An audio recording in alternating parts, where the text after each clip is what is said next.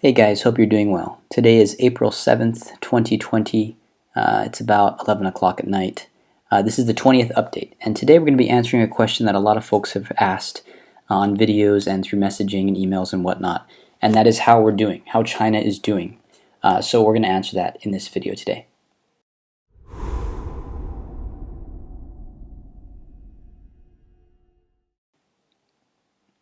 So one of the most common questions that I've been getting asked here on YouTube and on social media and through emails and messages from friends is how things are looking in China.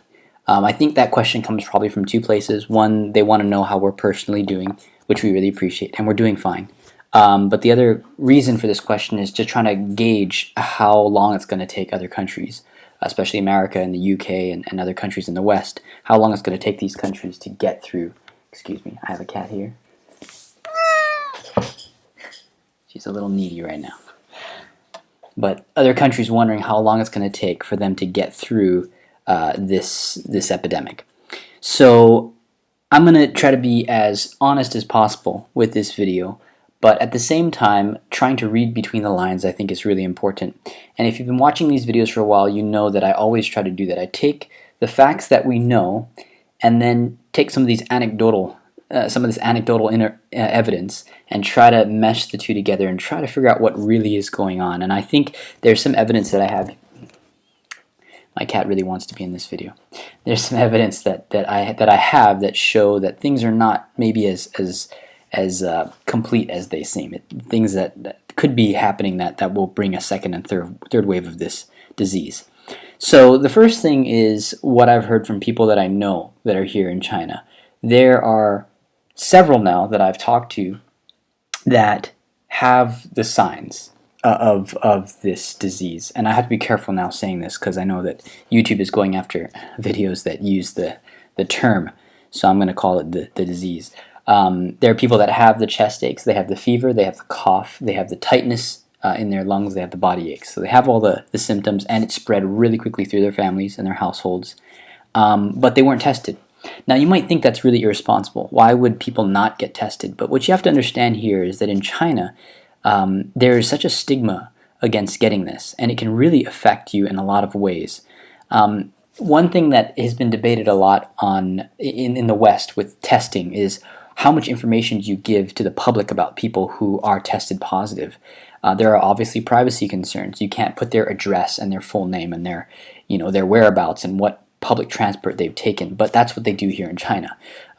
When we were seeing a lot of infections here in this city, there was actually a chart that was put out to the general public with every person's full name, all of the buses, the trains they had taken, their relatives, where they had gone, where they had stayed.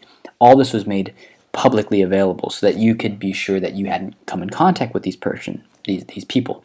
But of course, the issue that creates is that if you're the employer of one of these people, you're likely going to terminate them. You're not going to let them stay in your company.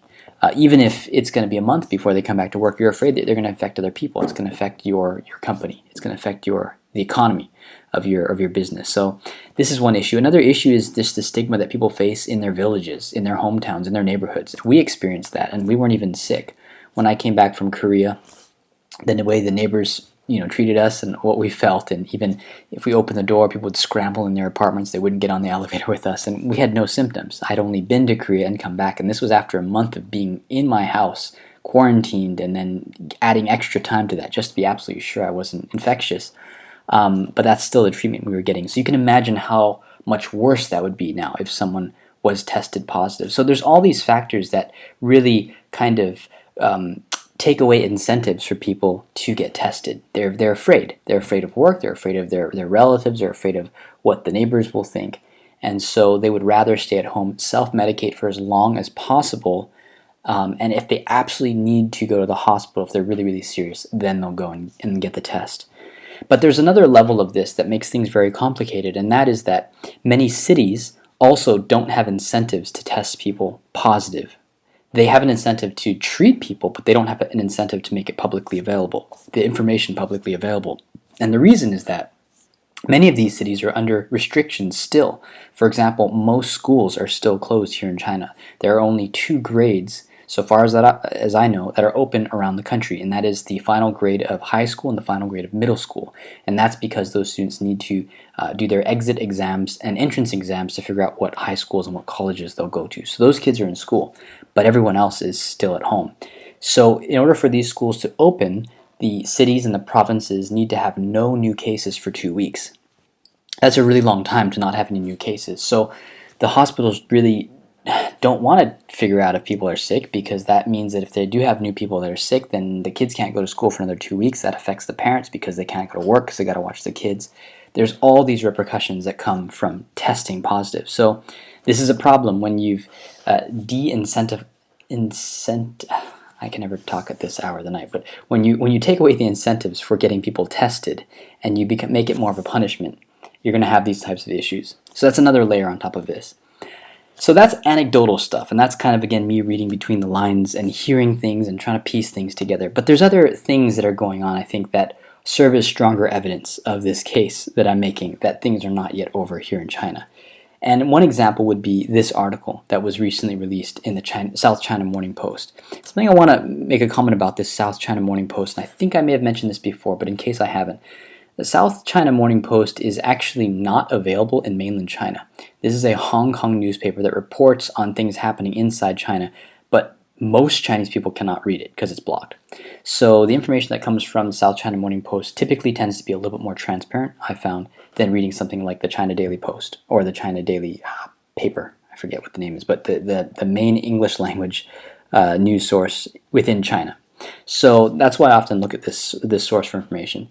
Now, this is an article that came out recently. This is just a few days ago, April 1st, 2020. Chinese county goes into coronavirus lockdown as country tries to get back to work. So this is just a few days ago, not quite a week. This place was locked down. Now, how large is this village? It looks kind of small from this picture, but in fact, it is a city of 600,000 residents. They've been told to stay home. Now, how strict is this lockdown? Well, if you go down here, it says all businesses have been shut down except utilities, medical suppliers, logistic companies, and food processing firms. All shops except supermarkets, hospitals, food markets, petrol stations, pharmacies, and hotels have been closed. So basically full lockdown, the same thing that we were experiencing months ago. So if it's so serious, then you would expect that there's a spike in numbers. But in fact, there hasn't been a spike in numbers. Going back up to here, it says on Wednesday, the National Health Commission reported 36 new infections, all but one imported cases. So 35 of those new infections were coming from other countries, Chinese nationals that have returned to China and then have brought the disease back with them. So they're saying that 35 of those cases were imported and only one was a local community transmission. But a city has been locked down.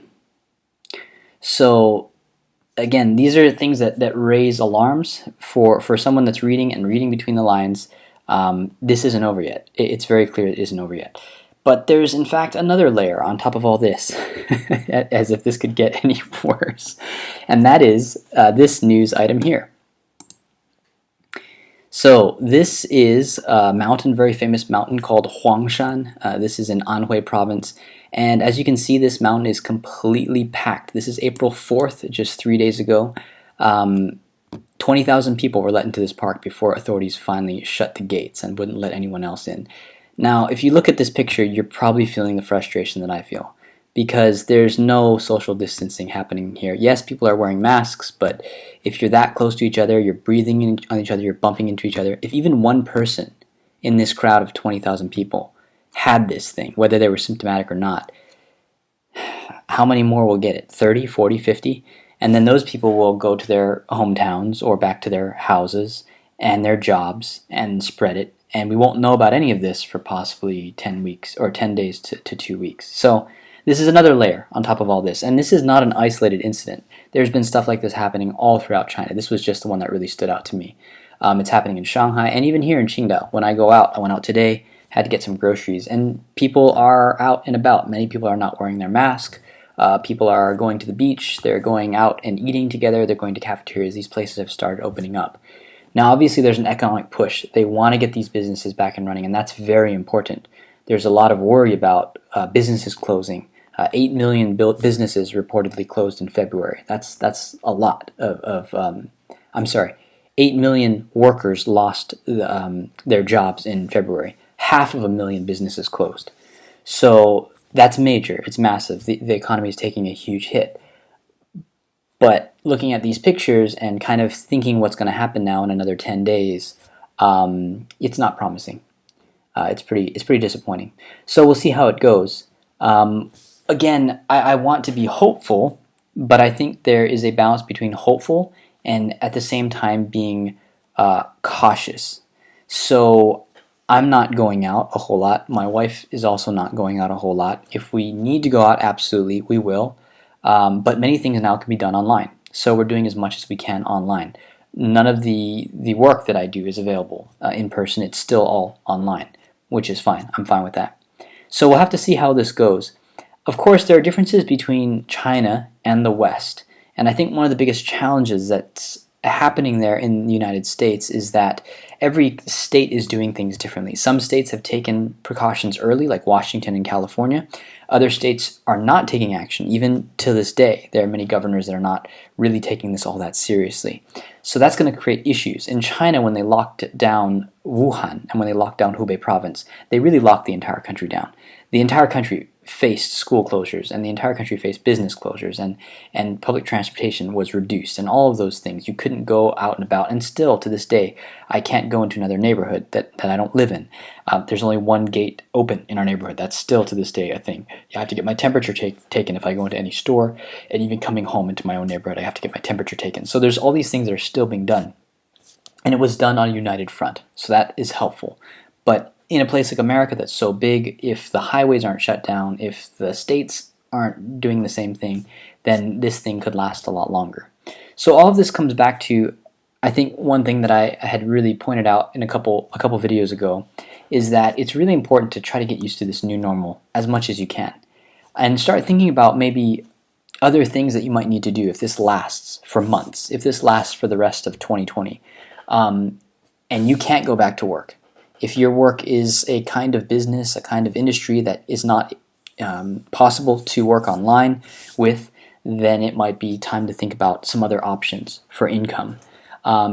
It's natural, it's normal to want things to get back to normal. It's normal to want to, as soon as possible, get life back to the way it was back in February, or for us back in December. But the longer that you hang on to that past reality, the harder you make it for yourself to adjust to the new normal, to the new reality. So I wish this could be a little bit more optimistic, but unfortunately this is just the way things are at the moment. And maybe there'll be some, amazing miracle drug that will come out, or some antiviral solution that already exists that will wipe this thing out. But barring something like that, it doesn't seem like this thing is going away anytime soon. I will keep an eye on this situation here in China, and I will update you all if things take a turn either way.